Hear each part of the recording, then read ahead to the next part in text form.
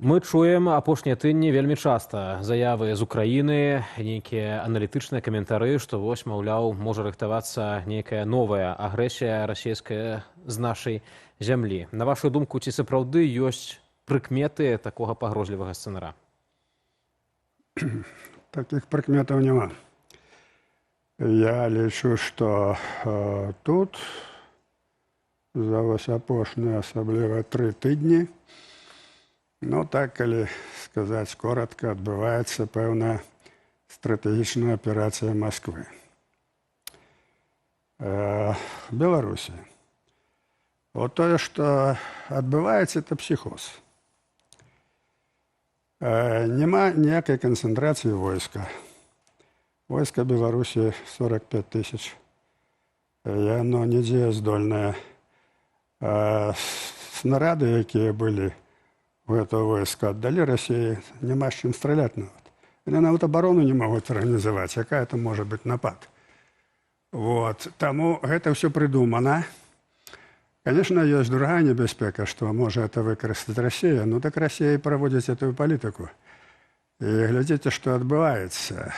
Складаецца такое ўражанне, што Лукашенко такі адвязаны агрэсар, гатовы тут прымяніць ядзерную бомбу, гатовы напасть на ўсіх, і на Літву, на Украіну. Бо зусім нядаўна акурат былі гэтыя расійскія манеўры на нашай зямлі. Яны не першы раз былі. У 25-м годзе таксама былі манеўры з адпрацоўкай ядернай праграмы па Польшчы. Это, вядома, ніхто не рабіў псіхозу з этого. Это стандартная руцінная з'ява. Але цяпер званок Макрона мы маем менавіта пасля гэтых. Ну, таму што Макрон з'яўляецца такім палітыкам, які любіць пагаварыць з канкрэтнымі асобамі. Вспомніце, як ён гаварыў з Пуціным з гэтым 30-метровым сталом. Вот. Так што это добрая рыса, таму што, безумоўна, трэба спатыкацца і гаварыць, а не ставіць себе ў позу, што ён нелегітымны і знаць яго не хачу. Таму што это ідзе вайна, тут сур'ёзныя справы. Таму это натуральна. Я думаю, што ён захоча прыехаць і высветліць на самай справе, што ёсць. Бо тое, што адбываецца, я паўтараю, это псіхоз. Заляцеў выпадкова дрон на тэрыторыю Літвы, і паветраная трывога, тут ужо ў падвалы пачалі хавацца. Слухайце, што-то падазронае, чаму так усюды адбываецца? На Украіне.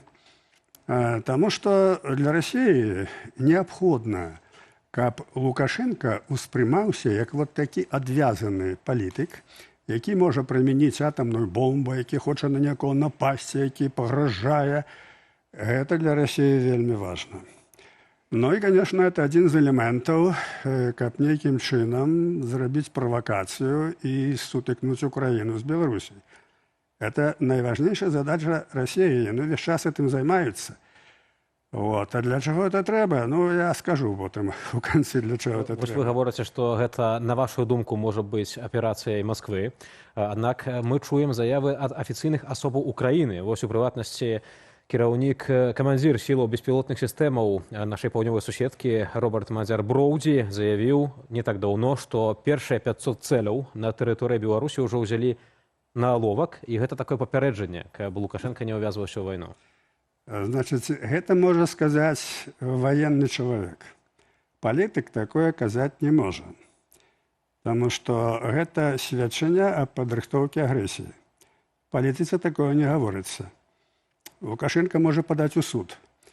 Разумееце, это сур'ёзныя справы. І таму гэта, што беспілотнікамі камандуеце, ён можа гаварыць, што хочаш. Па-другое, па заканадаўству, якое адлюстравана Арганізацыя Аб'яднаных Нацый, нават калі ідзе вайна, дакладна вызначаны, якія цэлі могуць быць бамбардаваныя. А калі ўжо ў гэтых 500 там пералічыцца нават дача Лукашэнкі, там НПЗ і гэтак далей, гэта, я паўтараю, это сказаў ваенны, ён можа гаварыць, што хочаш. Таму я не адношуся да этого сур'ёзна. Я лічу, што это магчыма, людзі знаходзяцца пад уплывам нейкіх другіх людзей, якія пераследуюць тыя мэты, якія пераследуе Масква. Бо мяне здзіўляе, што з боку Украіны такая жорсткая пазіцыя, такая вот заява тых вайскоўцаў, усё это катэгарычна для украінцаў не патрэбна. Катэгарычна, для іх не патрэбны канфлікт з Беларусі. Па-першае, сваей зброі пад патрыётаў не хапае. Тут жа яны ж не могуць цяпер і Кіеў толкам абараніць. Ёсць прычыны. Потым, што значыць адкрыць паўночны фронт, 1000 кіlometrаў? Тут же ж рускія войскі зойдуць. Для Украины это абсолютно не подходит. Треба проводить достатково осторожную политику в этом сенсе. И когда начинаются такие заявы, то у меня подозрение, а что за этим стоит? Что это такое? Но самим украинцам это не потребно. Вот. Тому отбывается вот то, что я кажу. Старзянон, давайте узгадаем, напрыканцы студзеня вы былі ў гэтай студыі і казалі пра тое, што сітуацыя развіваецца на карысць Расіі. Узгадывалі тады акурат зімовае знішчэнне інфраструктуры украінскай. Як, на вашу думку, сітуацыя выглядае цяпер з улікам вось гэтых заяваў? Вы знаете, но не хочется мне замаркоціць украінцаў, але сітуацыя ўвесь час на карысць Расіі. Президент Трамп некалі сказаў Зеленскаму, што вы тут гаворыце, у вас козыраў няма. Ну, гэта было на пачатку яго другой кадэнцыі яшчэ. А у Украіны няма козыраў. Козыры ў Пуціна. Але Украіна, напрыклад, б'е і знішчае прамысловасць нафтаперапрацоўчую Расіі. Ну так. Вось зараз Украіна ўзмацнілася, асабліва з дронамі. Ну так, яны сябе паказваюць з добрага боку. Ціснуць на Расію, б'юць па тылах. И одночасно начинается вот эта истерика с Лукашенком, что вот тут война, что тут с боку Украины такие жесткие позиции, тут Литва включается, тут Макрон занепокоился, звонит, приезжая, будет высветлять. Потому что для России стратегичная задача – это не только за период войны, а за период усяго існування Советского Союза. Тогда у них это было, тут стояли тополя, тут ядерная зброя стояла. Это была первая краина, по якой ударить. Теперь для расейцев вельми важно, по-перше, створить з Лукашенки такого політика, такого человека, який небезпечний і який може вжити ядерную зброю. І от яны кажуть, що Лукашенку передають ядерную зброю. Уже 2 года ми це чуємо. Ніякої ядерної зброї в Білорусі немає. І русские не дадуть этой зброї. Есть орешник. Ну, орешник без ядерной зброї – это ничто. Вот. І тим не менше відбувається такий психоз. Питання, русским это вигідно. Питання. Чому расейцы не хочуць ісці на мір, нават калі зараз яны просто уже терпяць поражение, з эканомікай беда. Вот. Таму это все взаимозвязано, і я лічу, гэта вельмі небяспечная з'ява, вельмі небяспечная. Бо калі уцянуць, калі зробяць канфлікт, а могуць зрабіць правакацыю. Могуць зрабіць правакацыю з беларускага боку. Расейцы могуць з украінскага боку зрабіць правакацыю. Цяпер да гэтага ідзе. Там ідзе вялікая прапаганда. Я тут зраблю адступленне. У 2006 годзе, ну, у меня былі звесткі, Путін пачаў рыхтавацца да вайны з Украінай, і 10 мільярдаў даляраў было адпушчана на разведку, на гібридную вайну ва Украіне. До 2014 года яны практычна знішчылі украінскую армію. Яна была на лопатках. Калі пачаўся канфлікт, не было бензінаў заправіць танкі. Вот як працавала гэта агентура. Яна ўсё асталася. Яна ўсё асталася, яны там сталі украінскімі патрыётамі нават, і ўсё, разумееце? Это ідзе, там ёсць легальная агентура, абсалютна. І таму тое, што вот робіцца, што Украіне патрэбнае, я задаю пытанне, слухайце. Ну, украинцы ж разумные люди. Что такое? А можа быць, яны адчулі, украінцы, прынамсі, інфармацыйна так выглядае, вось з гэтымі атакамі ў глыб Расіі, у тылы, што Украіна так ці інакш, ну, трохі набірае моц у гэтай вайне, і праз гэта адчуваюць большую упэўненасць у сабе, і таму могуць больш цвёрда у іхнім разуменні размаўляць з Лукашэнкам. Значит, я повторяю, украинцы повинны были задуматься над словами великого американского політика Дональда Трампа, який сказав, у вас нема козирей. Козири у Росії, козири у Путіна. І не має значення, буде він терпіти пораження, ці що він може гэтыя козири ужити. Для гэтага йому треба створити умови. А умовы трэба стварыць такія, каб зброя ядерная была ўжыта з тэрыторыі Беларусі. Трэба канфлікт. Вот калі будзе канфлікт, ці пакуль што не ствараюць вобраз для Лукашэнкі. І не трэба, каб атамная зброя была ў Беларусі. Яна можа за одну ноч, як кажуць, зайсці, прывесці да арэшніка і гэтак далей. І таму небяспека тут элементарна. Вот што пра козыры ідзе гаворка. Допустим, украінцы настолько добра ўздымуць сваю эту пілотную ўсю сістэму, што разбомбяць Кремль. Вынікам будзе, ведаеце што? Ядерная зброя. Это элементарная рэч, это ўся палітыка Пуціна так ідзе. Ну то ж трэба бачыць, трэба разумець, чаму ён гэта робіць. І ў яго ёсць апошні козыр. Таму ён не ідзе ні на які мір, ні на якія перамовы. Трамп это разумее. І таму ён і з яго і абзывае яго хорашай, усё там і гладзяць яго па шэрсці, ўсё, каб спыніць гэтую барацьбу, каб спыніць, таму што вельмі небяспечная сітуацыя. Ён это разумее, што калі вы Пуціна прыціснеце, разбамбіце Кремль, ён ужыве ядерную зброю. І што будзе? Нічого не будзе. НАТО не пікне. Амерыка не ўключыцца.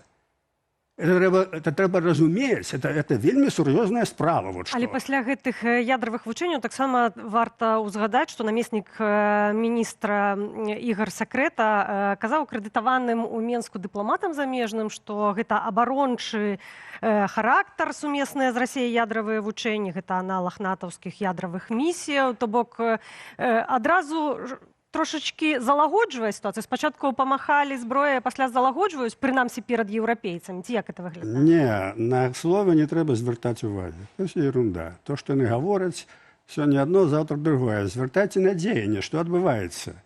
Адбываецца стварэнне іміджу ядерного варыята для Лукашэнкі і імкнення ўцягнуць Украіну і Беларусь у канфлікт.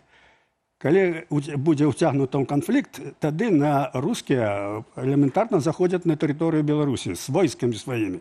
Тады элементарна не рускія кінуць бомбу, а беларусы. Лукашенко кіне.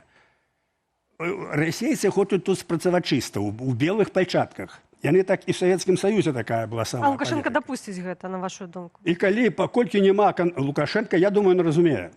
Паколькі ён ніяк не хоча, па-першае, народ не хоча, па-другое, армія не хоча, па-другое, ён разумее, што яму канцы. Так, ён ніяк не хоча улезці ў гэту сітуацыю, таму што ад яго імя это ўсё будзе зроблена. І удар, калі б ён быў бы, я сумняваюся, удару не будзе, но калі ён быў бы, скажем, то будзе па Беларусі. І ў любым выпадку, нават калі не будзе удара, расейцы астаюцца, так это же сумасшедший Лукашенко. Вы посмотрите на него.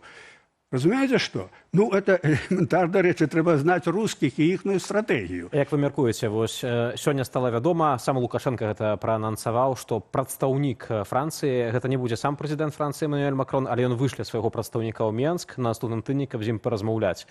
Ці тут гэтае пытанне таксама будуць на парадку дня? Я думаю, пра гэта якраз будуць гаварыць, таму што но я сумняваюся, што французы ведаюць, да ўвогуле еўрапейская палітыка ведае сутнасць, што ж адбываецца на самой справе.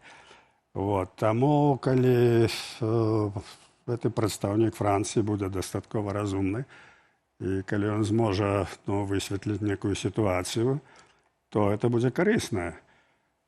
Таму што гэта трэба разумець. Я вам скажу, бо сітуацыя ў пэўнай ступені да сённяшні дзень тупіковая, але ёсць магчымасці выйсці з этого тупіка. Але Украіна адна не выйдзе. Трэба, каб была дапамога Еўропы, дапамога Амерыкі непасрэдна зараз. Ну, некалькі варыянтаў ёсць, скажем. Як вот холодная вайна адбывалася, так? Ці, скажем, падрыхтоўка пераварота, скажем. Ну, так рабілі там у Венесуэле, допустим, так? Ну, павінна быць дзеянне, а не проста выказванне заклапочанасці і выказванне пратэсту. Сёння НАТО выказала пратэст. Ай-яй-яй, як настрашылі Расію. Пратэст выказалі. Вядома, што расійскі дрон трапіў у жылы дом у Румыніі, у краіне НАТО. Спадар Зяноне, наконт амерыканскіх планаў, у тым ліку адносна нашай радзімы яшчэ паразмаўляем. Хацелася б на момант звярнуць увагу на тое, што напярэдадні ў эфіры студыі Белсат сказаў прадстаўнік Белпол Уладзімір Жыгар. Ён распавёў пра тое, што беларускія прадпрыемствы ўсягнутыя ў расійскую вайсковую прамысловасць і адзначыў, што сярод іншага, на жаль, у нас вырабляюць некаторыя кампаненты для комплексу «Арэшнік». Давайте паслухаем, а потым вернемся да абмеркавання. Если говорить про тот же самый интеграл, либо микрочипы эти, то разве для кого-то это является удивлением? На самом деле нет. И микрочипы – это только там верхушка айсберга. И Беларусь поставляет огромное количество боеприпасов, и наши украинские партнеры, безусловно, в первую очередь получают всю необходимую информацию по данному поводу. Никого не должно удивлять то, что Беларусь активно помогает армии агрессора в войне против Украины.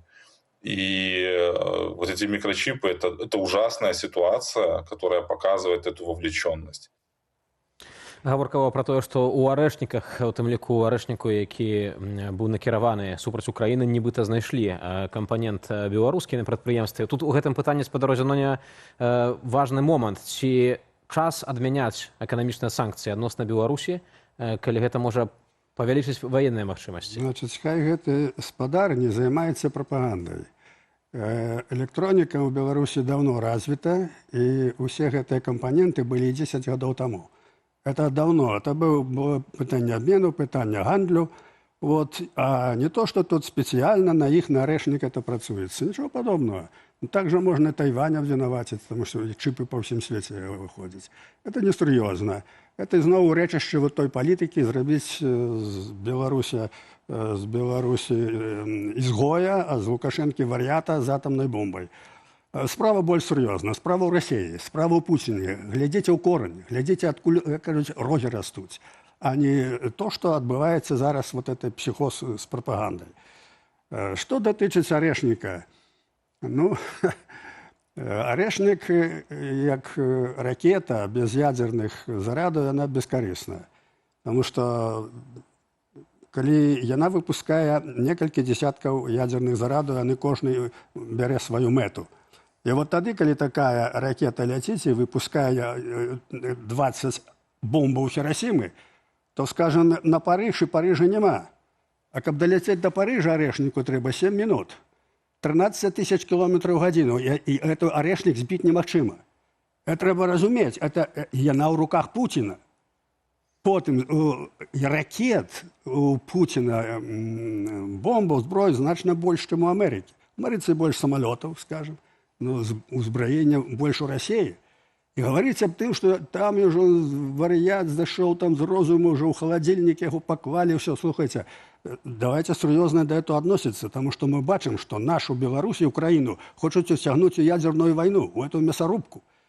И НАТО мы бачим, окромя выражения протеста, як сёння адбылося, они на ничто не здольны. И коли будет ужита ядерная зброя, НАТО не уключится. Не будзе ядерной войны. Праглынуць. Адносна інтарэсу беларусаў, мы ведаем, што на мінулым тыдні амерыканскія ўлады, дзяржаўны дэпартамент ЗША звярнуўся з такім нефармальным зваротам да суседзяў нашай краіны, каб яны знялі эканамічныя санкцыі супраць Беларусь-Калію, такім чынам выпусцілі калійную прамысловасць, прадукты калійнай прамысловасці з Беларусі на экспарт у свет. І на вашу думку, я ведаю, што вы прытрымліваецеся меркавання, што гэта добрая амерыканская ініцыятыва, але ці яна паслужыць беларускаму народу, калі санкцыі сапраўды будуць знятыя, а рэпрэсіі ўнутры краіны, так як мы гэта бачым цяпер, працягнуцца, і гэта ўвесь тэрор супраць нашых людзей будзе існаваць. Я таксама дадам, што вось дэталі, якія сёння распавёў Лукашенко пра размову з Макронам, то акурат падымалася пытанне калію, і гэта было звязана з нармалізацыяй стасункаў Беларусі з ЕС. Во всякім разе, так сказаў Лукашенко. Значит, для того, каб вырашыць пытанне з рэпрэсіямі і вырашыць пытанне з палітвязнямі, трэба весці гандаль, перамовы. Здымаем санкцыі, даём калій, мы выпускаем палітвязняў. Наступнае патрабаванне, ужо патрабаванне, каб вязняў не выкідывалі за мяжу, а пакідалі, яно ўжо ёсць. Сейчас бальшыню пакінулі, так? Наступнае спыненне рэпрэсій, абмежаванне рэпрэсій, потым інвестыцыі. Америка праводзіць паслядоўную палітыку, выгадную Амерыцы і выгадную беларусам. Вельмі важна, каб людзі, якія сядзяць у турмах, каб яны былі выпушчаны. Я думаю, гэта будзе зроблена поўнасцю.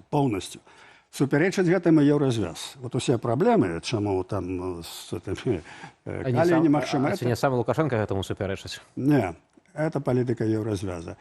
Вот. Ну і тады вельмі важна, каб пайшлі інвестыцыі. Таму што, я паўтараю, у 24 годзе Беларусь уже амаль не існавала. Яна была выбіта з палітычнага кола. І тады это вельмі небяспечная з'ява, таму што пры нейкіх перамовах проста ўжо яе не будуць улічваць як дзяржаву. Это была палітыка, Расія, Еўразвяз таму дапамагаў. І то, што ўключылася Амерыка, зараз Беларусь ёсць палітычным суб'ектам. Для Амерыкі не важна, хто будзе прэзідэнтам, хоць конь, важна, каб была незалежная Беларусь. Для геапалітыкі амерыканскай важна, не павінна тут быць Расія. Это элементарна, для Амерыкі это разумее. Што мы павінны разумець? То, што яны прапаноўваюць, каб гандаль пачаўся калінамі, то значыць, яны ўкладаюць свае капіталы. Это значыць, будуць інвестыцыі. Там, дзе амерыканскія капіталы, там, дзе іх на інвестыцыі, там іх на інтарэсы. І гаспадзіну Пуціну нечага будзе сунуць нос. Разумееце, наколькі это важна? І напрыканцы яшчэ раз пра магчымы візіт прадстаўніка Макрона хацелася б караценька. Панядзелак, аўторак агучвае Лукашенка такія даты. Як, на вашу думку, наколькі высокі прадстаўнік ад Францыі будзе і чаго можна будзе чакаць ад гэтых перамоваў? Мне цяжка сказаць, это будзе залежаць таго, як дамовяцца зараз з прадстаўніком. Не думаю, што это будзе сам Макрон, але, напэўна, это будзе на дастаткова высокім узроўні. Тут яшчэ шмат ёсць такіх падспудных рэчаў, як Масква і Пуцін. Таму што, Пуціну это не патрэбна. Разумееце? І цяжка сказаць, якое будзе яго ўмяшанне і як сябе павядзе Лукашенка. Вот. Але я лічу, што надзеі на тое, што ўсё-таки это перамовы адбудуцца, і Францыя атрымаюць некую інфармацыю, дастаткова дакладную, бо я не думаю, што яны знаюць усю сітуацыю, якая адбываецца. Як не смешна, але нягледзячы на тое, што палітыкі маюць і даклады спецслужбы, ўсё, яны ў значнай ступені кіруюцца твіттерам і всякімі, як кажуць, журналісцкімі інтарэсамі. Так ёсць, як не дзіўна. Таму я думаю, што само тое, што Макрон прысылае прадстаўніка, это добра. То, што Францыя ядерная краіна, краіна вялікай Еўропы, і то, што пачынаецца такая перамоўны працэс, это зноў жа узмацняе вагу Беларусі в этой вайне. Бо в этой вайне самае важнае не страціць незалежнасць. Бо калі страчана незалежнасць, все. Это самое важное. І калі будзе незалежнасць, у нас ёсць будучыня.